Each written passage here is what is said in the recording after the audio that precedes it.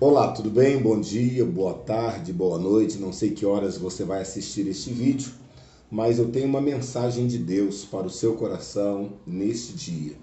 João capítulo 1, versículo 14. A Bíblia nos diz assim: E o Verbo se fez carne e habitou entre nós, e vimos a sua glória, como a glória do unigênito do Pai, cheio de graça e de verdade.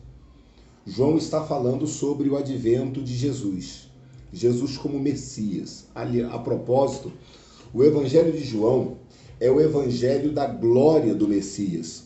Enquanto o Evangelho de Mateus é o Evangelho do Rei, o Evangelho de Lucas é o Evangelho do homem perfeito, o Evangelho de Marcos é o Evangelho do servo perfeito, o Evangelho de João é o Evangelho do Deus encarnado.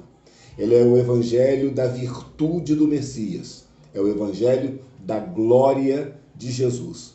A Bíblia diz que Jesus, na condição de Filho de Deus, Todo-Poderoso, ele estava na glória com o Pai. E ele se voluntariou para vir ao mundo, padecer, viver entre os homens, sofrer entre os homens e morrer pelos homens.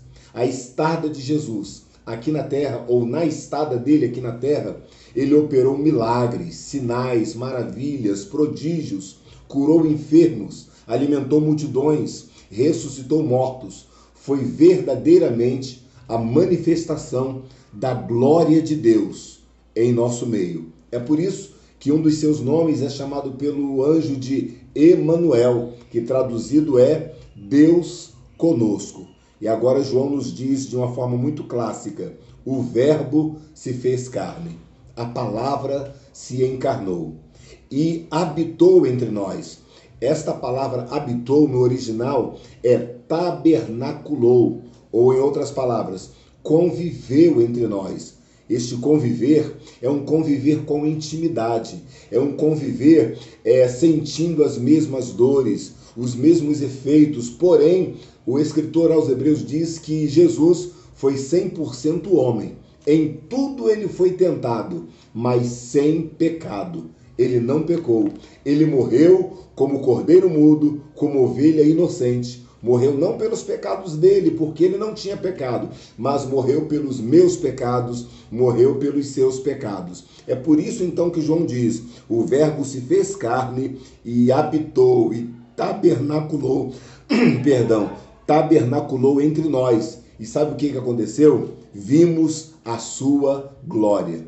É um privilégio muito grande daqueles que se aproximam de Jesus, daqueles que abrem o coração para Jesus, contemplarem a glória do unigênito do Pai, cheio de graça e cheio de verdade. Foi isto que Jesus veio inaugurar, a graça e a verdade. Onde abundou o pecado, superabundou a graça. Eu e você éramos pecadores, irremediáveis, mas com a graça de Deus manifesta em Jesus, nós podemos nos achegar, nos aproximar para Deus.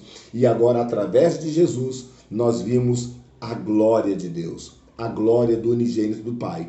É por isso que em João capítulo 17, Jesus faz uma bela oração e em meio à sua oração ele diz: Senhor, eu dei-lhes a glória que tu me deste. Que coisa gloriosa, que coisa maravilhosa. Jesus nos revelou a sua glória, para que eu e você, para que toda a humanidade possa perceber, possa ver, possa se achegar e possa receber esta glória de Jesus, é necessário fazer aquilo que está escrito lá em João, capítulo 3, versículos 3 e versículo 5.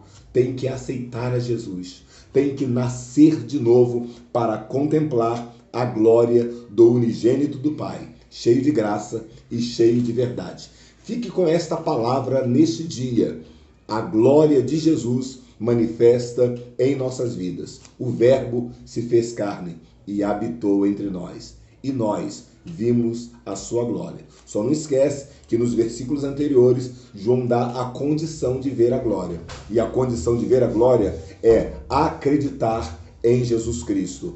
É colocar a sua fé em Jesus Cristo. Porque todos aqueles que recebem a Jesus pela fé contemplam a glória de Deus. Deus te abençoe nesse dia. Muito obrigado. Fica com esta palavra.